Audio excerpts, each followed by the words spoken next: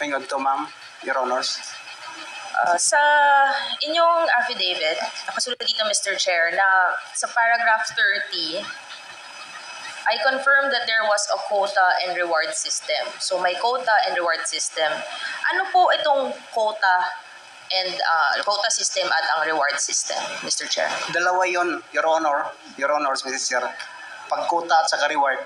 Sa akin naman, we implemented in accordance with the law, Your Honors. Ang quota, bawat araw dapat ang pulis may matukhang yung knock and play. Puntahan yung mga nasa list para pasurindirin sa police station para sila marehab or voluntarily. Ang reward naman, it's very obvious for my assignment, Your Honor, Mr. Chair, na lahat ng mga operasyon through bypass operation, search warrant, implementation, may reward system yung mga local official. Ano ko, Your Honor, Mr. Chair, ang Usamis na nagbigay si Mayor Paruhinog ng 100,000 bawat accomplishment ng bypass operation. So nakatanggap kami ng 600,000. No, mga lalaki yon na mga pusher sa Usamis. So yun ang pag-intindi ko. The other quota naman at saka yung reward system, alam ng mga pulis lahat yun, Your Honor, Mr. Chair, na patayin, may reward. Kung mamatay yung nasa watch list, may reward system yun ang ibigay. Your Honor, Mr. Chair, maski may kasalanan yun o wala, may ginawa na totoong nabaybas o wala, yun ang pag-intindi ko sa dalawang klase ng reward at saka quota, Your Honors. Mr. Chair, para lang maklaro, so yung quota system, merong nag-a-identify ng mga tao, tama? Yes, Your Honor. Itong quota, kanino galing ang listahan para ma-hit ang quota? From the DI at saka PDEA, mag-consolidate yun sila, Your Honors, Mr. Chair, yung mga intel community. So, bago nila ibigay kay PRRD sa list. So, may nag-o-order, nagbibigay ng listahan dito sa inyo at ibibigay po, Mr. Chair, na ito ang mga listahan kailangan nyong i-hit ang quota kada adlaw, kada araw. Paano pag hindi ma-hit ang quota, Mr. Chair? For information, Your Honors, kung saan ako masign, hindi ako nag-rely ng order ng tukang. Wala ko kasi inisip ko yung palagi, Your Honor, Mr. Chair, na they are all victim. Why sila ang atutupagin ko when in fact very clear naman ang pronouncement ng presidente natin na sa Albuera, yung mga Espinosa ang drug lord. So bakit magpunta pa ako sa mga user at saka sa poser na nakita ko din, Your Honor, Mr. Chair, na they are all victims lang. Kung makuha yung mga drug lord at saka sana protector, stop na ang illegal drugs. Kaya sa area ko, maski ang Bacolod, Your Honor, Mr. Chair, nakahuli tayo ng 80 to 90 na mga pusher, walang patay. Mr. Chair, kanina sinasabi niya 2 beses na tokhang. Ano po ba ang tokhang para maintindihan natin?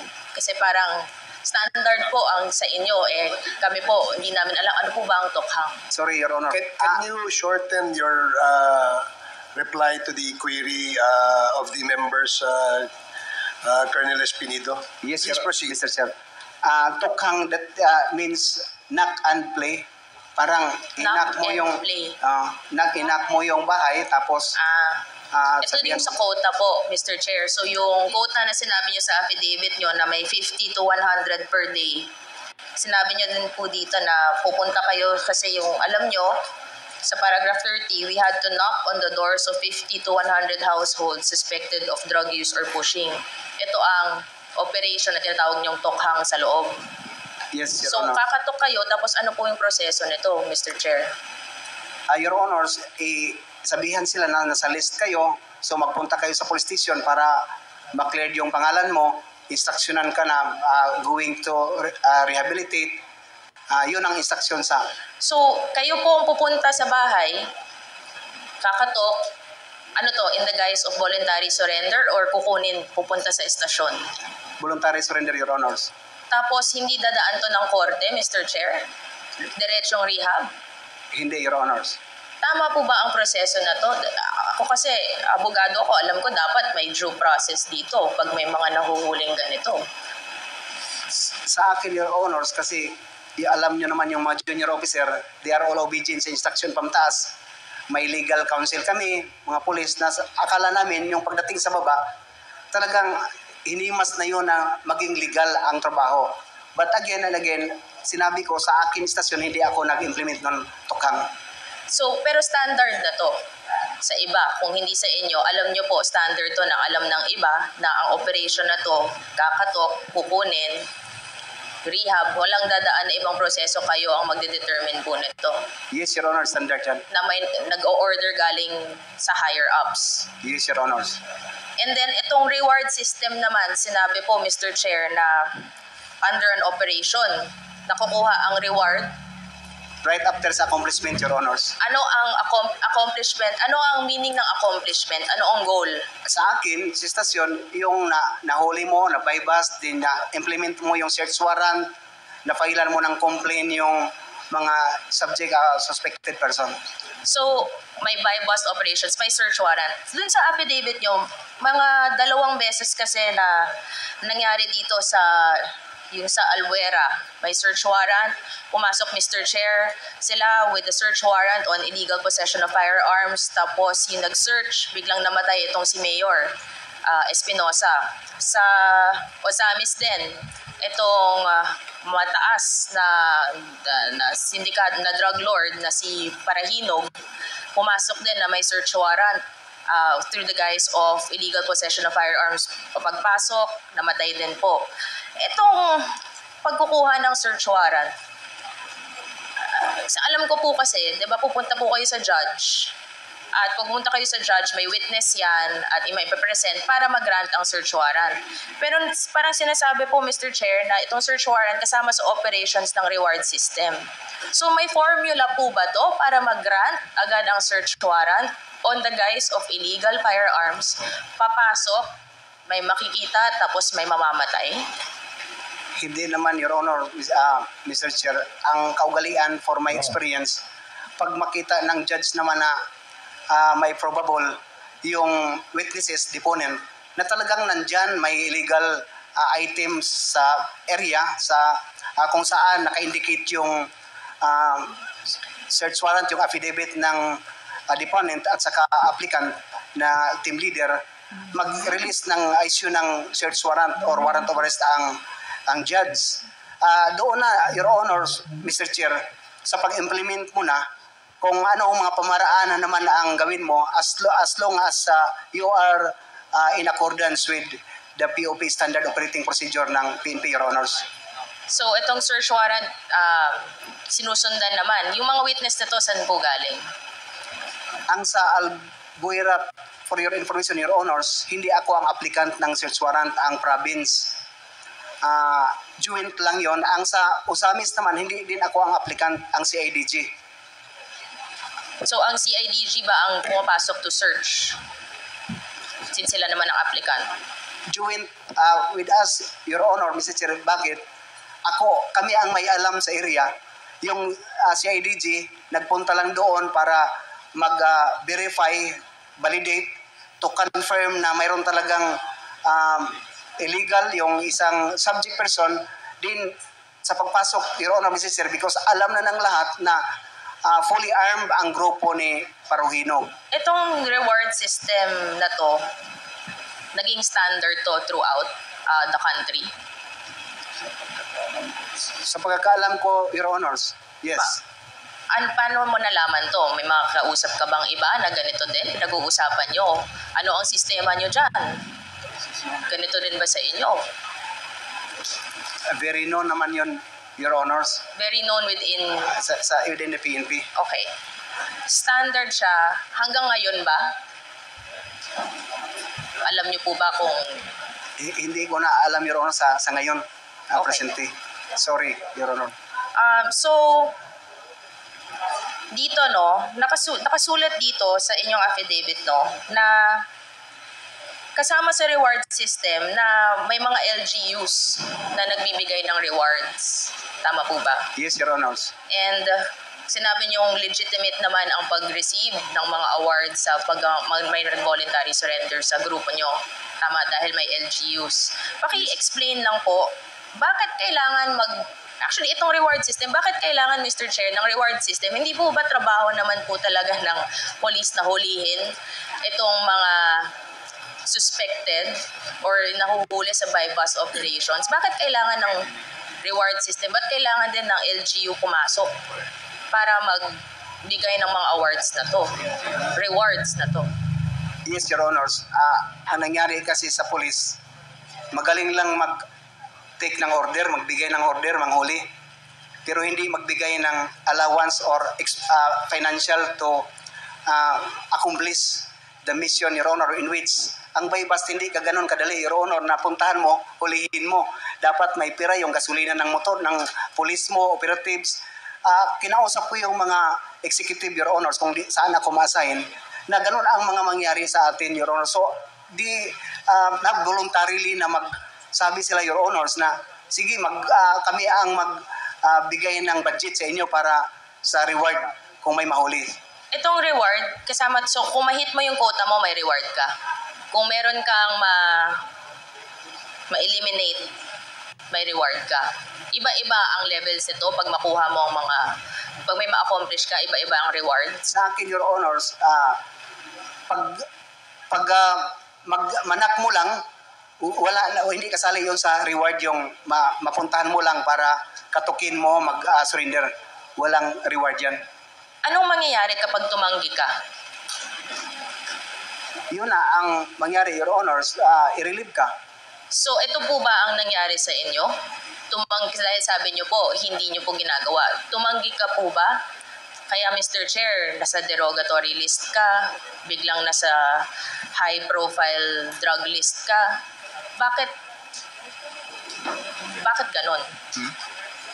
Siguro, Your Honors, isa yun na dahilan, pero sa akin pinakadahilan na na-disband ko yung grupo ni Espinosa at saka ni Parhinog.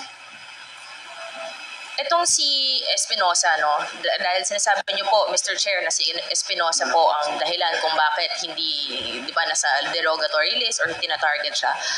Sa affidavit niyo earlier, sinabi niyo na sinabi ni Senator Bato de la Rosa, no, na ikaw ang inassign niya, tinawagan ka po niya para i-disband itong grupo ni Kerwin Espinosa. And then later on sa affidavit nyo naman, sinabi nyo naman na meron kayong mga binild up na kaso against Kerwin Espinosa that later on na dismiss. Yes, Your Honors. So, pwede pa kayo explain na bakit sa una, ito ang orders na binigay sa inyo ng hepe nyo, no? Tapos biglang siya naman din po ang nag-dismiss. Anong nangyari sa gitna? Bakit biglang may protection na tong si Kerwin Espinosa? Yun ang pinagtaka ko una, Your Honors, na kumplito na, na-disband na yung papa niya, star witness ko na, nakakustody niya sa akin yung mga witnesses, if I am not mistaken, Your Honor, I remember, na mga 8-10 na mga witnesses, na mga right hand talaga ni Kerwin, na nag-execute ng affidavit against sa mga protector. Pero, nakapagtaka naman sa akin, Your Honors, na hindi nila binigay sa akin si Kerwin. Pagkatapos, just to confirm sana sa mga affidavit nila, na totoo yun. And yun na ang nangyari, na sa akin naman, tinignan ko na hindi na lang tayo mag-umimik, Your Honors. Alam nyo, yung junior officer, hindi ka ganun ka-brave na sagutin yung CPNP. Bakit? So, kumbaga, Mr. Chair, parang may protection. May sistema din ng protection dito, Mr. Chair. Tama po ba, Colonel? Yes, Your Honors. So, may sistema ng reward, may sistema ng quota, may sistema din ng protection dito, Mr. Chair.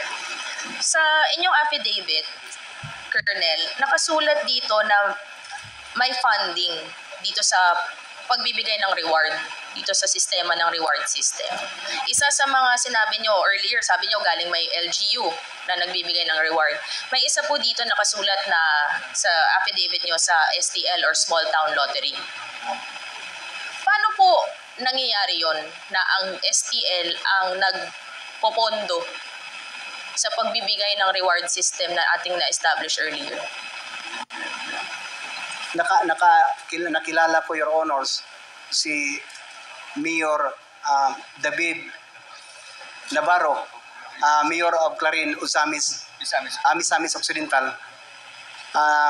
Nung nangyari, Your Honor, na si Mayor Navarro is included in watch list, sa drug watch list ni PRRD.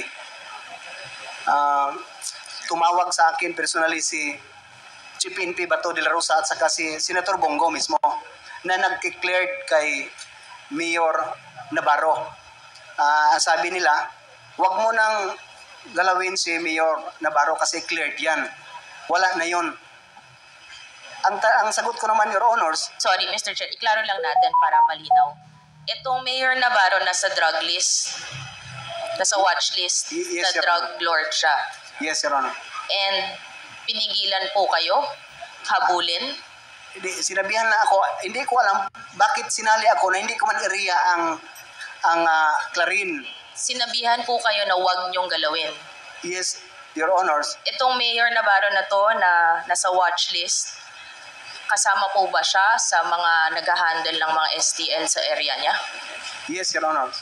Kasama yun sa reward system. So, ibig sabihin siya nagpopondo sa reward system kahit na nasa drug list siya, nasa watch list siya. Probably, Your Honors. And may direct order kayong natanggap galing sa dalawang very known personalities. Mr. Chair, remind lang natin, naka-oath po si Colonel. Mabigat po ang mga lumalabas na pangalan dito. So, I would like to remind our resource person na talagang sana totoo po. Ito, lahat ang sinasabi niya dahil under oath po kayo. Yes, Your Sila Honor. mismo ang nagsabi, wag galawin kahit na alam nyo po nasa drug list, nasa watch list. Yes, Your Honors. Dahil po kasama siya sa STL na pumopondo, kasama si reward system. Yes, Your Honors. Pakiulit lang po, sino ang nagsabi sa inyo na wag galawin itong na pumopondo na drug lord sa STL, sa reward system? Sino pong nag-order sa inyo na wag galawin po? Your Honor, Mr. Chair, can I answer that in executive session, Your Honors? Sige. Meron din po dito sa affidavit nyo na may pumapondo doon kasama dito maliban sa LGU sa STL ang POGO. Paano nyo po alam na pati ang POGO, ang funding po nito, ang source po nito ay ang pumapondo rin sa reward system?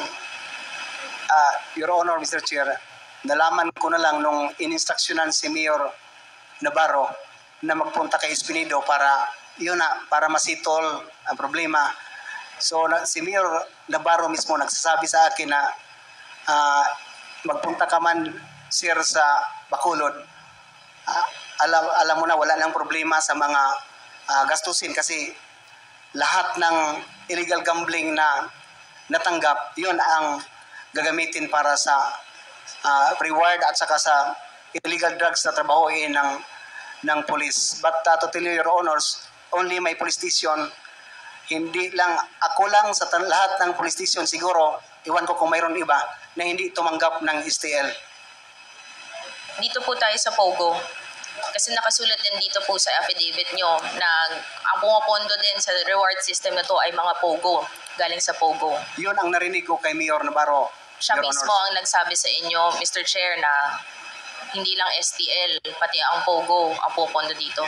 Yes, Sa paragraph 40, Mr. Chair, ng kanyang affidavit, nakasulat dito, after these POGOs were able to register with government, funding was funneled downward from the level of Bongo. Mabigat po ang akusasyon na to. Again, Your Honor, Mr. Chair, allow me to answer that in executive session, Your Honors. If I may, with the indulgence of Congresswoman Nograles, Colonel Espinido, nailagay niyo yan, statement na yan, dito sa inyong affidavit. So, siguro hindi na kailangan ito sabihin sa under an executive session because you have clearly stated in your affidavit in item number 40 yung tanong ni Congresswoman Nograles. So, please refer and answer the query of Congresswoman Nograles. I submit, Your Honor, Mr. Chair. Please proceed, Congresswoman Nograles.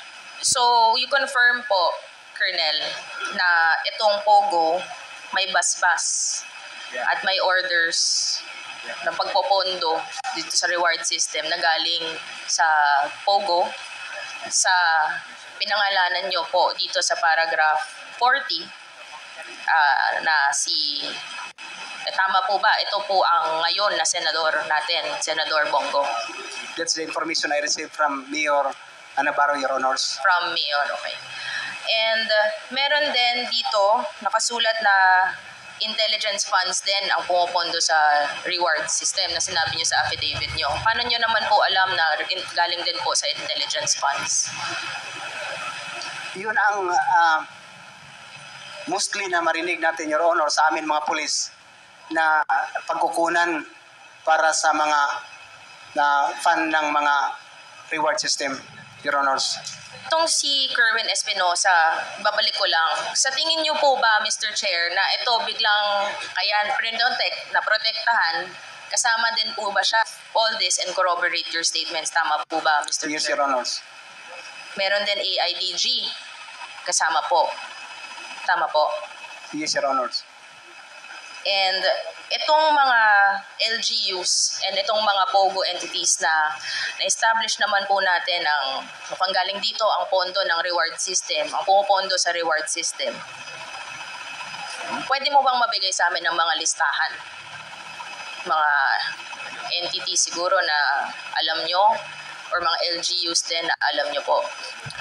Your Honors, Mr. Chair, sorry for that because I don't have any document na ma-indicate lang yung mga pangalan nila. Just only an information as an chief of police and an officer of the PNP.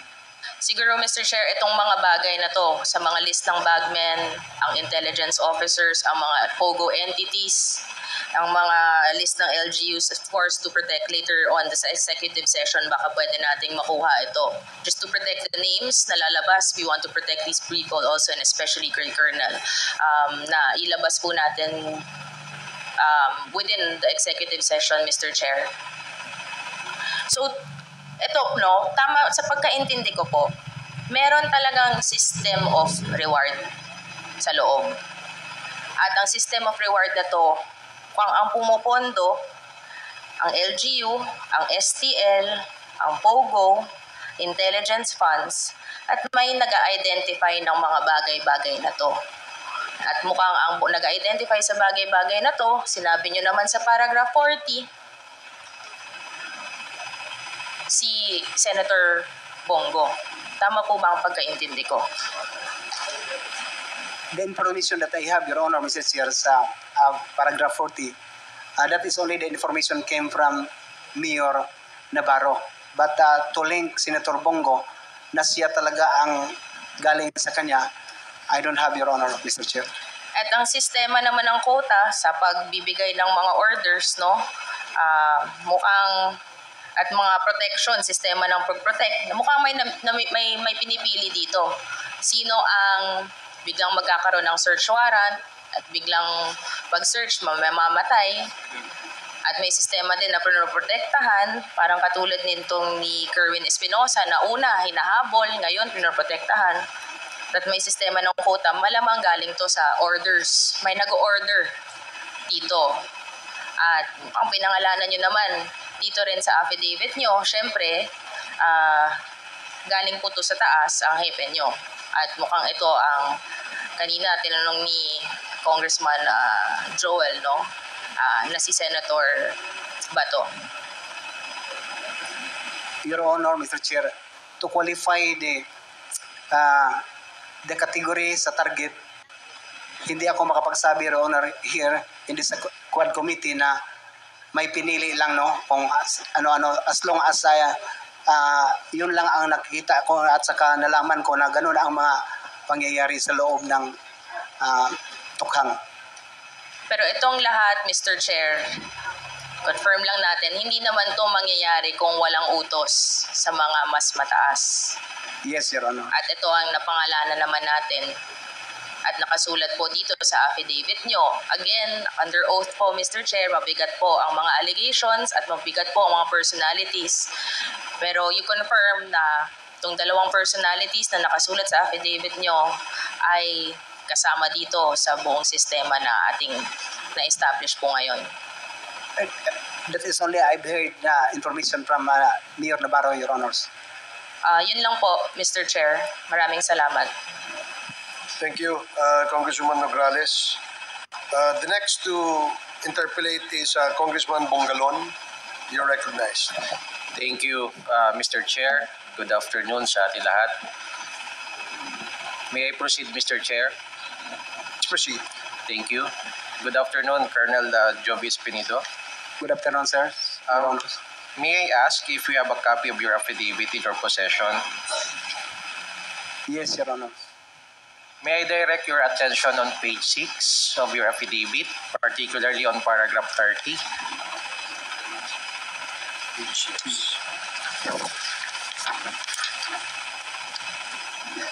On paragraph 30, which I quote, I confirm that there was a quota and reward system in the implementation of the war on drugs during the previous administration. Do you confirm that statement, Colonel Espinido? Yes, Your Honors. Now my question is, and I just like to continue the flow of questioning of the Honorable Nograles. Can you please tell us, this Honorable Committee, how is the reward system being implemented during your time?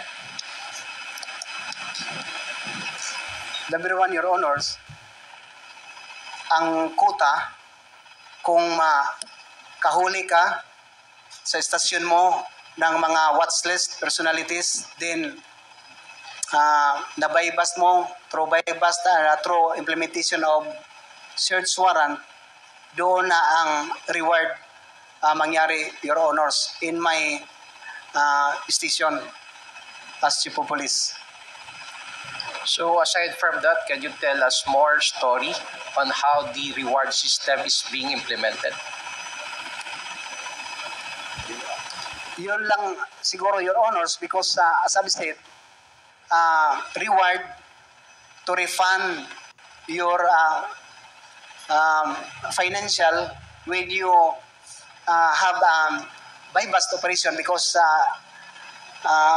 it involves money, yung gastusin, matagal yun. Pagkatapos yung search warrant naman, involved of money. So, parang i-refund lang, Your Honors, yung mga reward na yon sa trabaho ng police. In other words, Mr. Chairman, the consideration for the reward system is all about money. Is that correct, Colonel Espinido? Yes, Your Honors. Now, I would like to direct your attention to the third sentence of your paragraph 30, which I quote, when the leadership imposed a quota of 50 to 100 per day, we only took it to mean that we had to knock on the doors of 50 to 100 households suspected of drug use or pushing. Now, my question, Mr. Chair, you mentioned the word leadership. May we know, and can you please tell this honorable committee who are the persons behind or the personalities behind when you mentioned the word leadership when we are referring on the implementation of the reward system? Your Honors, from the Chief PNP down to the Chief of Police, Your Honors. You mentioned the word Chief PNP. Who is the Chief PNP at that time, Mr. Witness? Police General, Director General Bato de la Rosa, Your Honors. And that you are referring to now, Senator Ronald Bato de la Rosa. Is that correct, Mr. Witness? Yes, Your Honors. Now, on my next question, Mr. Chair, because your affidavit talks about the implementation on war against illegal drugs, you mentioned so much, like your assignment in Albuera, in Bacolod, and of course, the quota and reward system. Now, my question, Mr. Chair and Mr. Witness, how would you characterize the war against illegal drug during the time of President Rodrigo Roa Duterte? It's very impressive, Your Honors. And I'm hindi sorry, what makasabi- was the first sentence of your answer? It's very impressive naman, Your Honors, and very practical, and masabi ko, Your Honors, na marami ang nasiyahan, no? Because sa akin naman, na hinanap na yung source ng drugs. But then, it very sad to see na ang nangyari, yung mga biktima lang, no, ang napatay, yung mga poser, user. Sa akin naman, Your Honors, sabi ko I conclude na kawawa yung mga naging biktima lang para lang makatanggap ng reward. Nag-abuso yung sa paligid ni President Duterte. Nag-take advantage because of greed of position and money. Kaya maski sino na lang ang trabahuin as long as nasa watchlist ka, Your Honors. But it's very public knowledge naman sa atin dito na tayo nasiyahan sa ginawa. But then, inabuso. Yun na ang problema sa war against illegal drugs, Your Honors. The first part of your answer mentions it's very impressive, it's practical, but towards the end of your answer, you mentioned that yung mga user lang ang naging biktima dito sa kampanya laban sa illegal na droga. Now, in summary, can you please describe how was the campaign against illegal drugs during that time? Is it tragic? Is it a success? Is it a failure? For me, Your Honors, successful. Why? Hindi pa nakaupo si President Duterte, millions of surrenderers. When in fact, kung ako lang ang magsalita, Your Honors, within 6 months, drug-free na ang Pilipinas. Kasi nawala na yung rampant. Kasi ang pagkategorize natin sa drug-free, mawala yung rampant.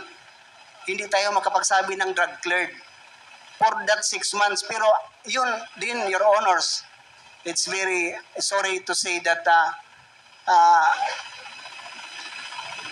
nag-take advantage, take opportunity yung masama naman ng mga pulis para lang makapagpira at saka makaposisyon. Dalawa, Your Honor, sorry to say that. Thank you, Your Honors.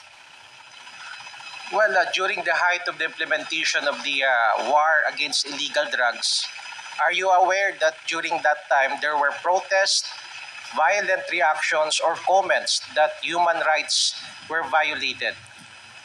Yes, Your Honors. So do you agree that human rights were violated during those times? Yes, Your Honors. And in fact, I would like to direct your attention on the second or the last paragraph of your affidavit, which I quote, all I was able to say is that there was a violation of human rights in the implementation of drug war. Again, may I reiterate, do you confirm that statement, Colonel Espinido? Excuse, Your Honor, what paragraph, Your Honor? Sorry. Last paragraph on page 7 of your affidavit. 7. Paragraph 42. 42. Yes, I confirm, Your Honors. That would be all, Mr. Chair. Thank you. Thank you, Congressman Bongalon. The next to interpolate is Congressman Ron Salo. Maraming salamat. Thank you very much, Mr. Chair. Please proceed. Thank you. Good morning, Police Colonel Jovis Pinido. Good afternoon, sir. Good afternoon. Your Honor. Tiningnan ko po kayo sa Google at nakita ko po kayo. Sabi po dito, ang description po sa inyo is known as a crusader against illegal drugs. Number 2, nakita ko rin po marami po pala kayong awards and decorations. Colonel, umabot po ng 10 ang awards and decorations po sa inyo. So congratulations. Thank you, Your Honor. At nabanggit din dito, ang bansag po pala sa inyo is Duterte's drug war poster boy. Pwede niyo po bang pakisabi dito sa komite bakit po kayo nabansagan na Duterte's drug war poster boy? Kung sa inyo pong pagkakalam. Sa kanila lang yung Your Honors, hindi na ako baguhan yung mga ganon, Your Honors, kasi nakita man sa trabaho natin. Pero yung pagkasabi noon, siguro sa accomplishment ng Albuera at saka Paruhino Groups, Your Honors. Sa tingin po ninyo, dahil po doon sa accomplishment po ninyo doon, kaya po kayo nabansagan na President Duterte's drug poster boy. It may be, Your Honors. Nabanggit ninyo po kanina, siguro dahil binabanggit po dito na kayo ang poster boy. At nabanggit din po ninyo kanina tungkol po sa pagre-report po ninyo kay President Duterte. Tama po ba yung dinig ko po kanina? Yes, Your Honors. Actually, binabasa ko po yung affidavit po ninyo, Colonel. Wala po kayong nabanggit po dito kay President Duterte except sa paragraph 28. So, mayroon po ba kayong nais na idagdag dito po sa affidavit po ninyo? Wala na, Your Honors. Tungkol po doon sa pagre-report po ninyo, nabanggit din po ninyo, nagre-report po kayo kay dating Police Director General Bato de la Rosa, na ngayon ay senador po natin, at kay President Duterte.